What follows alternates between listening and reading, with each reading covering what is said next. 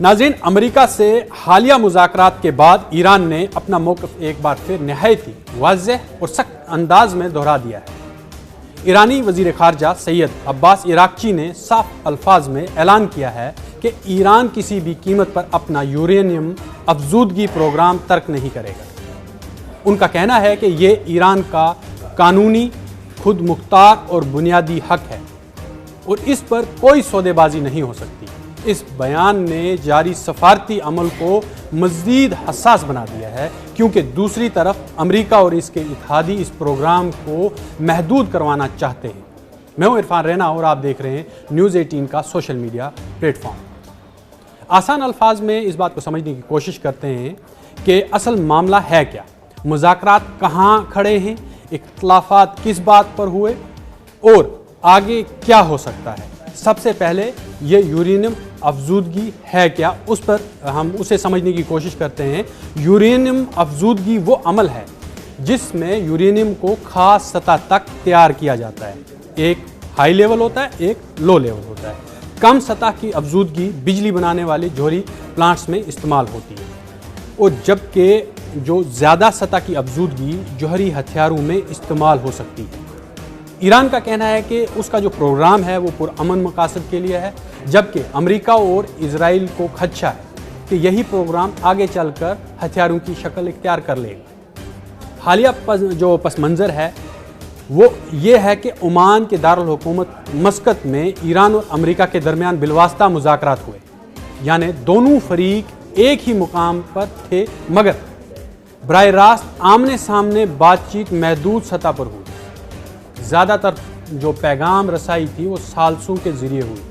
मुज़ाकरात के बाद इंटरव्यू देते हुए अब्बास इराक़ची ने कहा, ईरान अफजूदगी जारी रखेगा, अपना अफजूदा यूरेनियम मुल्क से बाहर नहीं भेजेगा और बैलिस्टिक मिसाइल प्रोग्राम पर कोई बातचीत नहीं होगी।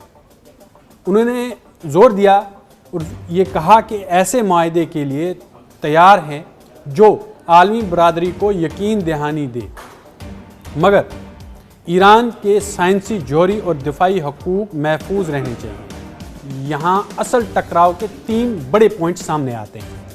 पहला पॉइंट यह है कि अफजूदगी बंद हो या जारी रहे।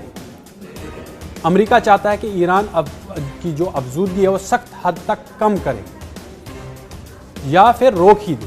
ईरान कहता है कि ये हमारा हक है, बंद नहीं होगा। लेकिन दूसरा पॉइंट वही है, अफजूदा मवाद मुल्क से बाहर जाए या नहीं।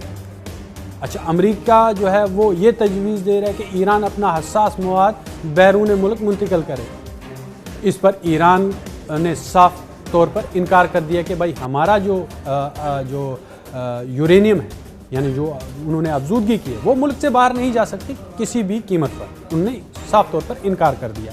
तीसरा अहम पॉइंट यह है कि मिसाइल प्रोग्राम वाली जो बात आती है यहाँ पे, अमेरिका और इजराइल चाहते हैं कि ईरान का मिसाइल प्रोग्राम भी डील का हिस्सा हो, यानी कि जो ईरान ड्रोन्स बना रहा है या मिसाइल जो बना रहा है वो भी इस जो डील हो रही है इस वक्त उसका हिस्सा हो। ईरान कहता है कि ये दिफाई मामला है, इस पर बिल्कुल भी बात नहीं होगी, बात होगी तो जौहरी प्रोग्राम पर बात होगी, उसके अलावा किसी बारे में कोई बात नहीं होगी। यहाँ जो वज़ीर ख़ारजा हैं ईरान के, अब्बास इराक़ची ने यह भी कहा कि एतमाद का बहरान सबसे बड़ी रुकावट है। उनके जो असल मकसद है उनका कहने का कि माजी में जो जौहरी मायदा हुआ था, फिर अमेरिका इससे निकल गया, इसलिए अब ईरान आसानी से यकीन नहीं करेगा अमेरिका पे। उन्होंने कहा कि एतमाद बनाना वक्त लेगा, मगर मुज़ाकरात ही वाहिद रास्ता है।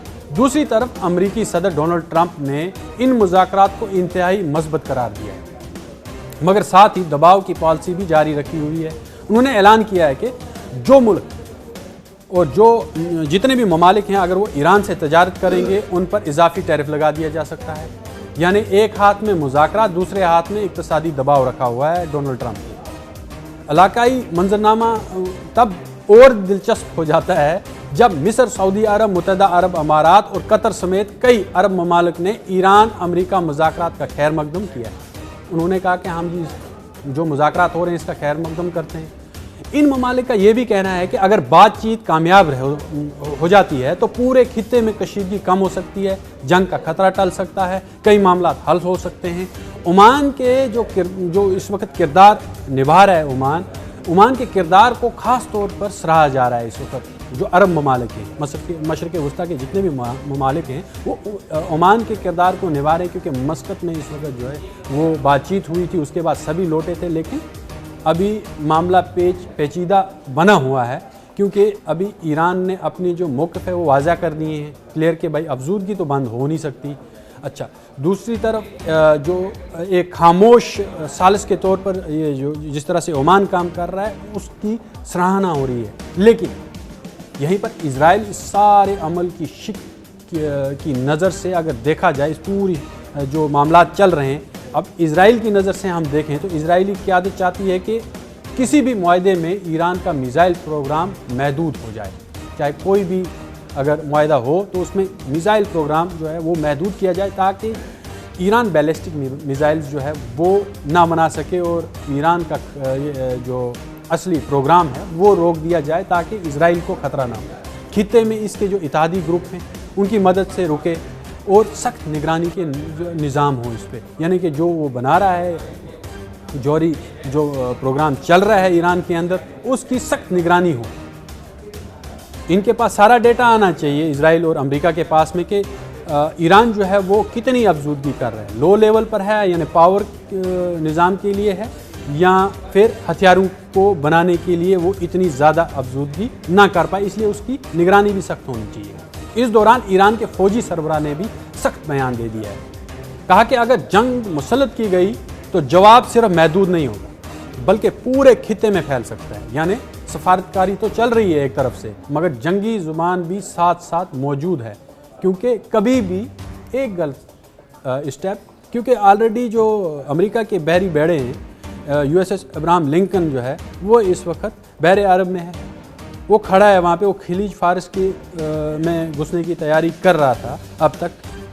तो बीच में जब ये सफारतकारी हुई और दोनों एक मेज़ पर आए हैं और बातचीत हो रही है, लेकिन अगर आप ये सोचते हैं कि जंग का खतरा टला है, बिल्कुल भी नहीं टला है। दोनों फ़ौजें जो हैं वो पूरी तरह से तैयार हैं, लेकिन जंग की जो पलड़ा है वो ईरान के हक़ में ज़्यादा भारी है, क्योंकि अमेरिका को बहुत दूर से चल कर आना है और दूर से चल कर आया है, और यहाँ पर इत्तेहादी ईरान की बिल्कुल तैयार हैं, क्योंकि यूरोप भी जो है जिस तरह से पहले आपने मैंने एक एक्सप्लेनर किया था, उसमें एक आपको अपडेट दी थी, उसमें मैंने कहा था कि नेटो से भी खफा है डोनाल्ड ट्रंप, और जिसकी वजह से यूरोप के ममालिक जो हैं वो अमेरिका से खफा हो गए थे, क्योंकि उन्होंने कहा था कि नेटो का जो महदूद किरदार रहा था अफ़गानिस्तान की जंग में, यानी कि जो नेटो के अंदर अमेरिकी फ़ौज हैं वही आगे थी, लेकिन जो नेटो की जो दूसरी फ़ौजें हैं जितनी भी, चाहे उसमें बरतानिया है, फ्रांस है, या बाकी के जो यूरोपियन यूनियन के ममालिक हैं जो नेटो के अंदर हैं, वो सामने नहीं आए, उनने बराह रास्त जंग नहीं लड़ी, वो बॉर्डर पर फ्रंट लाइन पे नहीं गए, तो वो पीछे खड़े रहे हैं। तो ये इस बात पर जो है बरतानिया ने सख्त रद्द-ए-अमल दिया था। तो अब यहाँ पर पलड़ा जो है ईरान का इसलिए भारी है, क्या नेटो इस जंग में कूदेगा? अगर अमेरिका वहाँ पर फेल होता है तो कितने ममालिक हैं जो अमेरिका का साथ देंगे ऐसी जंग में, जो समुद्रों के बीच में लड़ी जाएगी, जहाँ पर ईरान के इत्तेहादी बहुत मजबूत हैं और ईरान की जितनी भी प्रॉक्सीज़ हैं वो बहुत ज़्यादा मजबूत हैं। अब बड़ा सवाल आगे इस मामले में, या इस जो भी इस वक्त जो सफारतकारी हुई है या जो भी मुआहदे हुए हैं, अब बड़ा सवाल है कि होगा क्या, मुमकिन रास्ता है क्या? आखिर अगर समझौता हो जाता है तो पाबंदियों में इसमें ईरान कहता है कि नरमी होनी चाहिए, जो मायनों में इसमें इजाफा होना चाहिए, और महदूद अफजूदगी पर इत्तेफाक हो सकता है। ये सारी चीज़ें कुल मिलाकर अगर हम कहें कि महदूद अफजूदगी पर इत्तेफाक हो सकता है। अगर समझौता नहीं होता है तो पाबंदियाँ सख्त होंगी और फौजी कशीदगी बढ़ेगी, प्रॉक्सी टकराव भी तेज़ हो सकता है। क्या ये सारी चीज़ें होने के बाद क्या तीसरी आलमी जंग का खतरा बढ़ सकता है? फौरी तौर पर नहीं, मगर अगर बराह रास्त ईरान अमेरिका या ईरान इजराइल जंग छिड़ जाती है, यानी या ईरान अमेरिका या ईरान इजराइल जंग छिड़ती है, तो इलाकाई जंग ज़रूर भड़क सकती है, क्योंकि पूरे खित्ते में फैल जाएगी।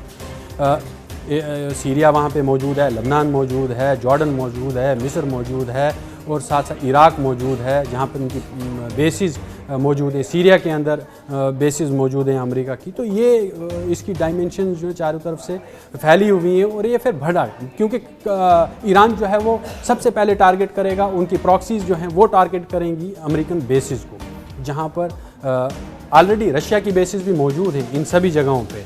तो जो ईरान के इत्तेहादियों में रशिया भी शामिल है। तो यहाँ पर मैंने इसीलिए कहा था कि पलड़ा जो है वो ईरान के हक़ में भारी है। तो जितनी भी इजराइल जंग अगर होती है, इजराइल के साथ जंग होती है या अमेरिका के साथ जंग होती है, तो ये इलाकाई जंग को भड़का देगी, जो आलमी मईशत और तेल सप्लाई को शदीद मुतासर करेगी और फिर बड़ी ताकतें भी इसमें खींच सकती हैं। अब सादा खुलासा इस बात का कि बातचीत शुरू हुई है मगर फैसले अभी भी गहरे हैं। ईरान ने सुर्ख लकीर खींच दी है, उन्होंने साफ कहा कि अफजूदगी नहीं रुकेगी। अमरीकी दबाव जो है वो लगातार बढ़ रहा है, लेकिन अमेरिका कर भी क्या सकता है दबाव डालने के बगैर, और डील भी एक तरफ से चाह रहा है। खित्ता इंतज़ार में है कि सिफारत जीतेगी या फिर तसादुम, यानी जंग होगी या फिर सिफारतकारी जीतेगी।